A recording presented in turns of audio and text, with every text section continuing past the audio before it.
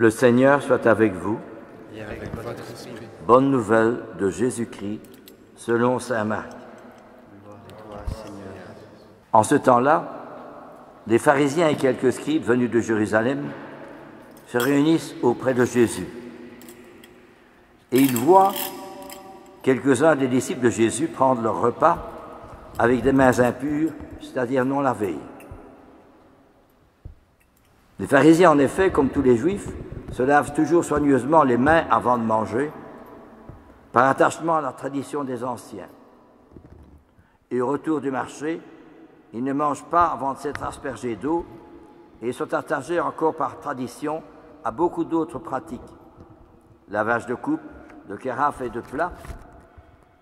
Alors les pharisiens et les scribes demandent à Jésus « Pourquoi tes disciples ne suivent-ils pas la tradition des anciens? Ils prennent leur repas avec des mains impures. » Alors Jésus leur répondit « Isaïe a bien profité à votre sujet, hypocrite, ainsi qu'il est écrit « Ce peuple m'honore de lèvres, mais son cœur est loin de moi. C'est en vain qu'ils me rendent un culte. Les doctrines qu'ils enseignent ne sont que des préceptes humains. Vous aussi, vous laissez de côté le commandement de Dieu pour vous attacher à la tradition des hommes. »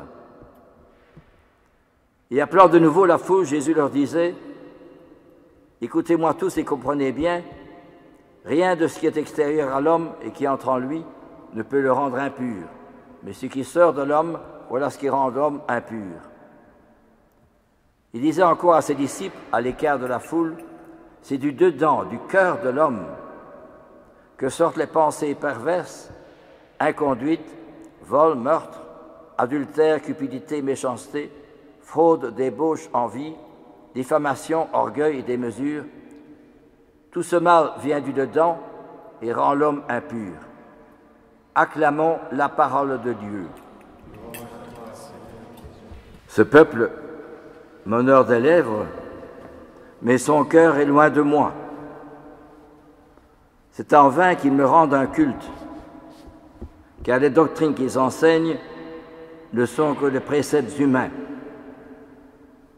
Notre Seigneur nous invite à découvrir la vraie attitude, la vraie foi, qui est celle de l'amour, celle du cœur, et non pas des préceptes extérieurs qui ne conduisent pas vers la vérité. Et notre Seigneur nous donne d'aujourd'hui deux leçons. La première, c'est que dans le monde dans lequel nous vivons, on est toujours pressé. Il faut que ça aille vite. On n'a pas le temps de réfléchir. Et notre Seigneur vient de nous dire et nous inviter au silence. Et savoir s'arrêter de temps en temps. Mais je suis pris pour faire des courses, préparer mon repas, faire la vaisselle, faire les comptes, faire des courses. Et on ne s'arrête pas pour penser, mais pourquoi je vis? D'où je viens? Où je vais? Pourquoi est-ce que je suis là? C'est vraiment l'importance de redécouvrir notre propre identité, qui ne peut se découvrir que par rapport au bon Dieu, dans la prière. Seuls les saints ont pu redécouvrir cette profondeur, cette réalité, ce dialogue avec le bon Dieu, qui leur a permis de retrouver un élan et un enthousiasme qui, pour aujourd'hui, est souvent perdu ou oublié. Le silence. Il y a un livre qui est apparu du cardinal Sarah intitulé « Le silence ».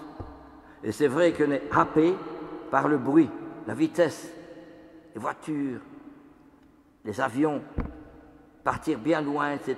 On est toujours pris. On oublie de réfléchir qui on est. Et lorsque quelqu'un qui nous est cher, un mari, une épouse, un fils, un oncle, s'en va suite à une maladie ou bien inopinément, alors on se pose la question, est-ce que vraiment il y a quelque chose d'autre que la vie terrestre sur laquelle on vit? Est-ce que vraiment, est-ce que la vie vaut la peine d'être vécue? Est-ce que vraiment il y a autre chose que les événements matériels et aussi du monde à Gaza et tout cela? Est-ce qu'il y a autre chose? C'est pourtant l'essentiel qui nous est posé par là, par le silence. Redécouvrir qui je suis. Une Thérèse de Lisieux, un Charles de Foucault, un Père Kolb, un Père Damien, ils ont fait beaucoup de bien. Pourquoi? Parce que dans leur solitude, ils ont fait la rencontre avec le bon Dieu. Ils en ont été transformés. Et c'est comme cela qu'ils ont pu faire beaucoup de bien, non pas par des paroles, des discours, des réunions, des discussions, il en faut certes, mais d'abord par l'intériorité. Ils ne se sont pas demandé s'il fallait un tram ou non à Herstal ou à Serein, mais ils ont découvert véritablement l'essentiel. Et c'est comme cela qu'ils ont eu un rayonnement et qu'ils ont touché les cœurs et les âmes. Une deuxième chose à laquelle notre Seigneur nous appelle. Un jour, je monte dans un bus. Il y a du monde, beaucoup de voyageurs. Je m'assieds et j'entends deux dames qui sont en train de se chamailler pour des bêtises. Mais non seulement se chamailler, mais le ton montait. Il y avait de la violence et des oppositions graves quand même. Et les voyageurs étaient importunés par la violence des paroles qui étaient dites. Et voilà que le bus s'arrête à un moment donné pour laisser monter d'autres voyageurs. Et voilà une dame qui vient avec son bébé dans les bras. Tout le monde s'arrête de parler, et les deux dames entre autres, et on regarde vers la dame qui a le bébé. Et alors, on était étonnés, on était émerveillés de voir le bel enfant que cette dame portait sur elle. Il y a eu un grand silence dans le bus, et les deux dames ont cessé de chamailler. On a regardé vers l'enfant. Et c'est une chose, et alors il y a eu beaucoup de gentillesse, de respect, de compréhension, d'amitié, de fraternité dans le bus. Par la venue de cet enfant, tout le monde le regardait et souriait vers l'enfant qui souriait également. L'émerveillement devant un enfant, l'émerveillement devant le sourire d'une personne âgée. Et c'est peut-être cela qu'on a oublié, savoir s'émerveiller. On est tellement pris à gauche, à droite, pris ceci, on n'a plus le temps de réfléchir. Mais alors, si on s'arrête, alors, comme les personnes dans le bus et les deux autres personnes qui chamaillaient, quand il y a un enfant, on s'est arrêté. Et on a regardé vers l'enfant. Et l'enfant souriait à tout le monde. Et tout le monde souriait. Et les gens disaient « Quel bel enfant vous avez, madame !» Et la dame en était toute heureuse et fière. Et peut-être cela qu'on a oublié aujourd'hui, savoir redécouvrir l'essentiel de l'accessoire et retrouver la vérité, ce pourquoi nous sommes sur la terre. C'est l'amour qui peut combler le cœur de l'homme et pas les discussions, les oppositions, les critiques acerbes. Il y en a tellement aujourd'hui.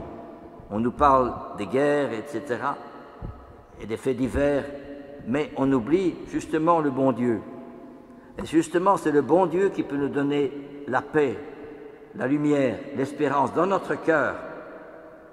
On est pris par la télévision de ce qui se passe, etc., des films, tout ça, ça va vite. Mais on n'a plus le temps de s'arrêter, de se poser la question « Pourquoi je vis ?» Je reviens de cette semaine, j'ai été faire ma retraite sacerdotale à l'abbaye de Clairvaux dans le Grand-Duché de Luxembourg, dans cette abbaye où j'ai été comme moine.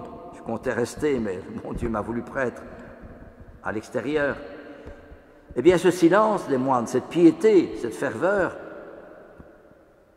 ce respect de la tradition et vis-à-vis de la Sainte Messe, célébrer la messe lentement, pieusement, avec beaucoup de ferveur, et les chants calmes, et les moines qui se saluent respectueusement, avec beaucoup de silence et d'amour, eh bien ça fait impression. On n'a plus cela aujourd'hui. Et justement cela, la messe ici reprend un petit peu cette attitude que l'on doit avoir vis-à-vis de la Sainte Messe et du bon Dieu à la Sainte Messe, les mains jointes, se saluer, et l'encensement de l'autel. Et l'encensement, pourquoi? Parce que justement l'autel représente quelqu'un qui s'est offert, le Christ qui a donné sa vie.